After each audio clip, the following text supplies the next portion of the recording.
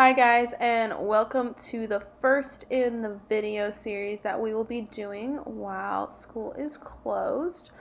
We will be working on today a drawing tutorial of Naruto illustrated by Masashi Kishimoto. It's a Japanese manga series. Very popular, and it tells the story of Naruto, a young ninja who seeks to gain recognition from his peers and also dreams of becoming the Hokage, the leader of his village. This is a really popular television show, and it really emphasizes the manga style, and it's something that we will be working on today. I found a fantastic tutorial on Drago art. Now, if you noticed at the beginning there, so the picture that they have is a vector, which means they actually did it in Adobe Illustrator because it's a computer animated version. I am going to be doing a drawing tutorial or following the tutorial but using color pencils, as that's the most accessible medium at this time for a lot of people. Although I encourage you, if you have access to the computer Adobe Illustrator, go ahead and try that as well. It's always good. So what will happen is you can access the tutorial through Drago Art, and I have listed the link along with this video as well. You'll notice that my process is much more sped up, and I'll just be giving some tips throughout, and so you can watch the video, you can pause it at any time. You don't have to watch the video, but it's just helpful to see how I do it. And like I said, I'll be giving tips throughout the video. And if you have any questions or you need some help, like I said, please post your artwork to Seesaw, because I would love to see what you've done and I would love to give you some help. And I look forward to seeing what you have. So let's get started.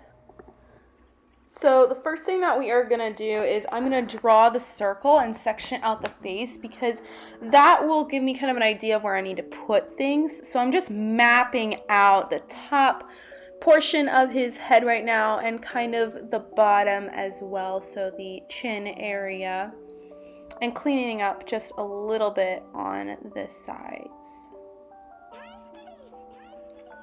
Now I'm kind of mapping in where the eyes will go. I want to make sure that they're evenly spaced apart as much as possible, because you obviously don't want the right eye like way close to the face and then the other eye like not in the right position. You want to make sure that they're evenly spaced as much as possible, because obviously eyes need to be pretty even on both sides. Also, a really good suggestion for this, guys, is you definitely want to use as light as possible for pencil marks.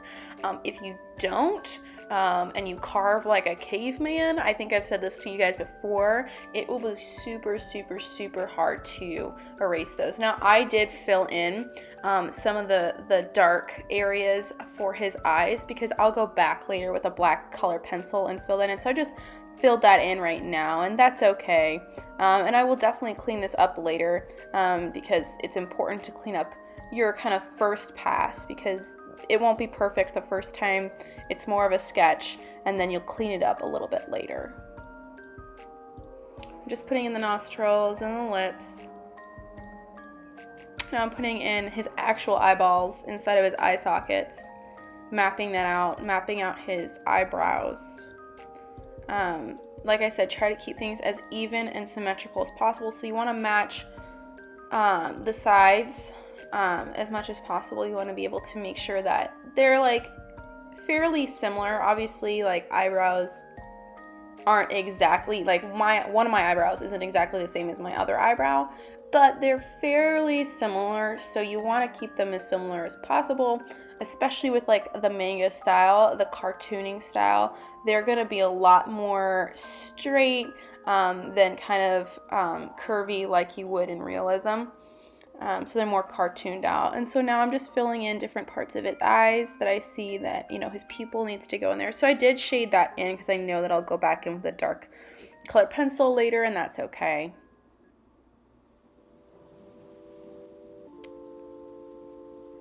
So just mapping out his little red scar things. Actually, I don't even remember what they are. Hilarious, I know.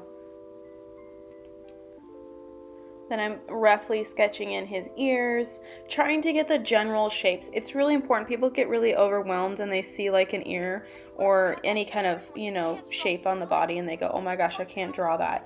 Well, try to break down the shapes as much as possible. Does it look more like a triangle? Does it look more like a rectangle? What kind of shape do you already know that you can recognize and see on him already? And then once you have put that basic shape in, whether it's a circle, a triangle, a rectangle, polygon, whatever, then you can go back and then sort of make it more detailed. You're trying to get the most general shapes first, and then we'll go back and do some more detail. Like I said, keep those lines like really light. You don't want to have them super dark. Mine are just a little bit more darker because the video, I wanted you guys to actually be able to see the lines, but usually the lines are a lot lighter than this, surprisingly enough. But if you keep your lines light, you'll be able to erase them a lot better later, and people get frustrated when they can't erase their marks that they made, so pro tip, definitely do that. I'm currently mapping out, like I said, general to specific. I'm kind of mapping out like how tall is his hair, because his hair is big. He's got like that Guy Fieri sort of hair, and so I'm trying to map out right now like how big is that hair gonna be, you know? Don't use the triangles, okay? So some people, I said don't use triangles. His hair looks kind of like pointed triangles, but they're much more curved than that. Especially in nature, we're never gonna see like these perfectly straight lines. You know, I told you in manga that you're gonna see more of a cartoony straight line than you would if I was doing like an actual portrait of a person. However, do not make just these really sharp triangles on top of his head, because most of them are curved. And when I say most of them, I mean all of them are curved. So don't make these triangles. Now I'm putting in his really cool little emblem. Oh, I'm mapping out shadows right now. So the Drago art, on their finished image, they don't actually show you guys how to map out the shadows, but there are shadows on the vector image that they have. And so I am actually mapping out the shadows first. It's really important to map out your shadows and then shade those in first, because it's going to look a lot more realistic if you map out those shadows. My other suggestion is I even touched some of his the inside white of his eyeball. And when I say white, I mean that in quotation marks, because honestly eyeballs aren't actually white ever. They're usually like an off cream color. They are not like these stark white eyeballs. That would look really weird. And so right now I am so go ahead and color a little bit of like maybe like a little off-white or off cream color, just a little bit in his eyeballs. Not super dark, but fairly light. And like I said, I'm mapping out those shadows right now, making sure that they're, you know, saturated enough, and then I'm going back in with a different color, a different shade, let's say, of relatively the same color, and going back in and doing some lighter work there. I think I have 3 color pencils with me here. Yep, 3 color pencils in my hand. Just playing with the lights and the darks that I have, determining what I want. Putting in his eyebrows, some really fierce eyebrows there.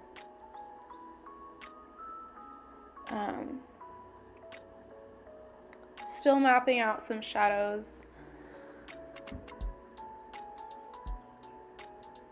Now I'm going to go ahead and I think I have like about 4 different blues for his eyes, because I want it to have a gradient effect. If you look at the image that Drago Art has for their tutorial, his eyes aren't just like one shade of blue.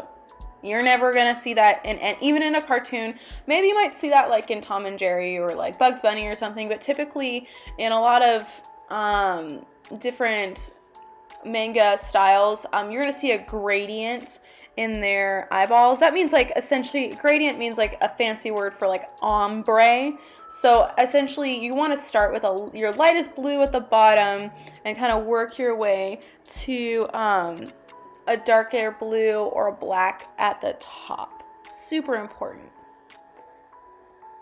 So I'm shading in right now his headband, that legendary headband, right below his 2006 style gel hair.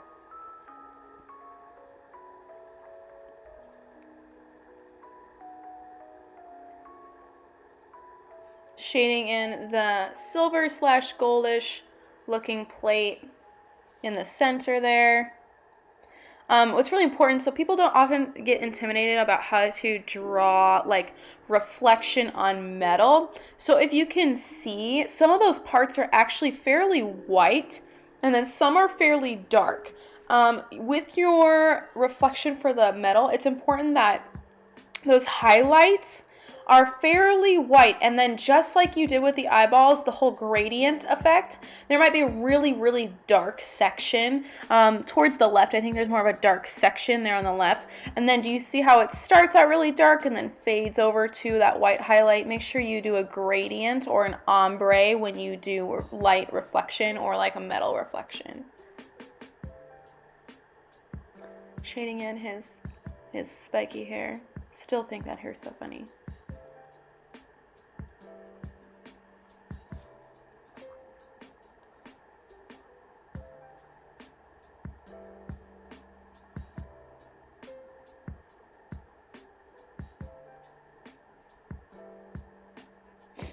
So I did also make sure that the shading for the hair was darker, sort of towards the bottom, near his headband. Now I'm outlining that plate on his headband, his headpiece.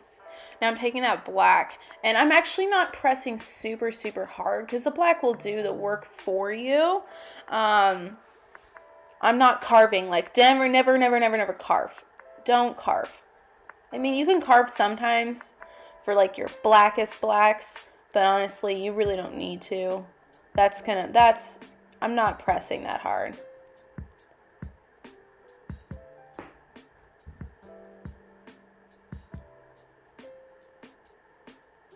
Outlining the ears.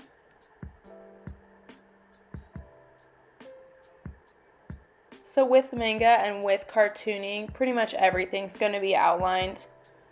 That's what gives it that stark style, is like everything is pretty much outlined in black.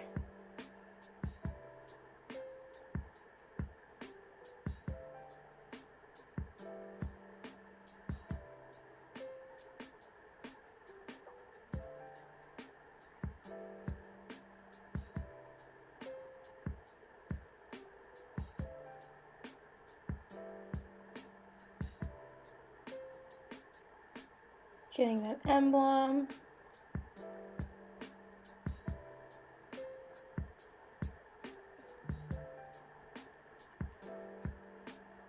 Pretty close to the end there. Just doing some final touches. So what's really, really important to mention is that I did go back and clean up my lines after I was done filming the video. So the finished product looks like this. And this is a finished product here, and like I said, you're going to go back and clean up those lines. You're going to make sure that you have what you want for it. I hope you enjoyed this video. I look forward to doing more. Please post your artwork to Seesaw. I'm going to see if maybe I can also make a video of everyone's different artwork that they post, and also put that out there, put a link to a video where you can see like everyone else's version of Naruto. So I'm really excited. And I look forward to seeing you guys' artwork. See you soon.